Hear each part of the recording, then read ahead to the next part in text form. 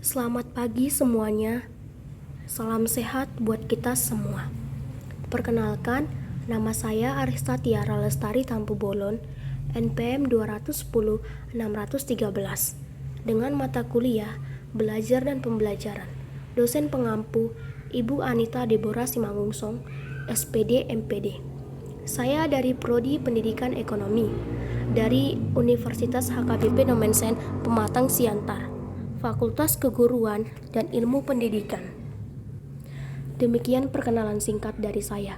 Selanjutnya, di sini saya akan menjelaskan sedikit tentang materi saya yang berjudul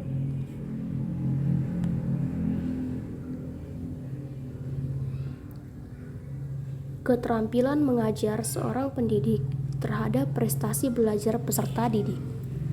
Penjelasannya yaitu A. Hasil belajar.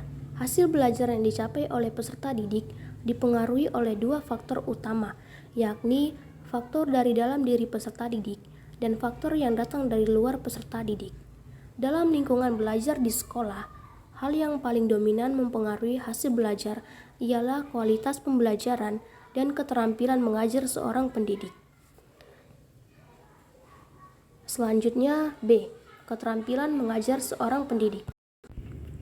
Keterampilan mengajar pada dasarnya adalah kemampuan-kemampuan khusus berkenaan dengan aspek-aspek pelaksanaan kegiatan pembelajaran yang harus dimiliki dan diterapkan oleh setiap orang yang memiliki profesi sebagai pendidik, tutor, pelatih, maupun fasilitator dalam melaksanakan pembelajaran. Ada 4 aspek-aspek keterampilan seorang pendidik dalam mengajar. 1. Aspek mengulas pembelajaran sebelumnya.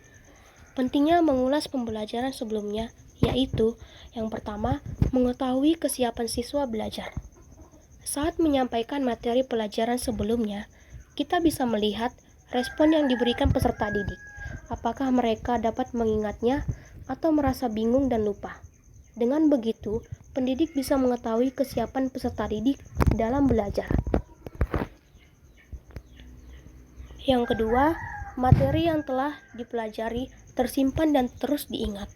Saat mengulang kembali mata pelajaran yang sudah diajarkan sebelumnya, materi akan tersimpan 5 kali lebih kuat pada diri peserta didik, tidak seperti materi yang tidak diulas kembali. Yang ketiga, persiapan materi selanjutnya. Dalam proses pembelajaran, peserta didik harus mempersiapkan dirinya dan keterampilan kondisi fisik, mental, sekaligus psikisnya. Yang keempat, proses berpikir. Pendidik bisa mengajukan beberapa pertanyaan kepada peserta didik berkaitan tentang materi selanjutnya untuk mengetahui sampai mana mereka mengingat materi tersebut. 2. Aspek memberikan materi baru. Pentingnya memberikan materi baru yaitu yang pertama, memperbanyak materi untuk dipelajari.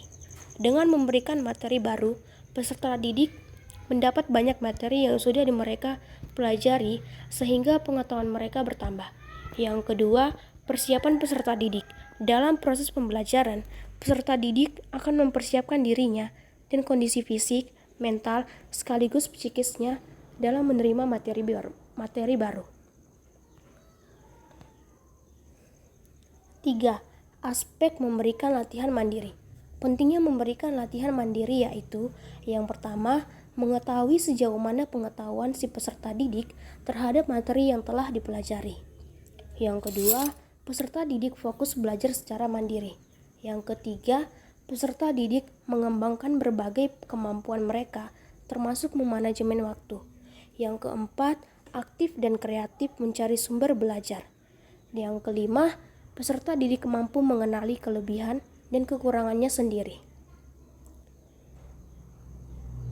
Aspek yang terakhir yaitu aspek memberikan umpan balik. Pentingnya memberikan umpan balik yaitu yang pertama, membantu peserta didik dalam memahami suatu pembelajaran. Yang kedua, memberikan motivasi kepada peserta didik ke arah perbaikan dan peningkatan prestasi belajar peserta didik.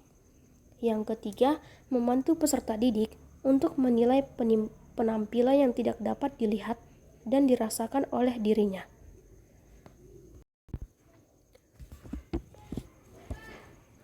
Demikian penjelasan isi dari judul materi saya. Saya berharap kita semua dapat memahaminya.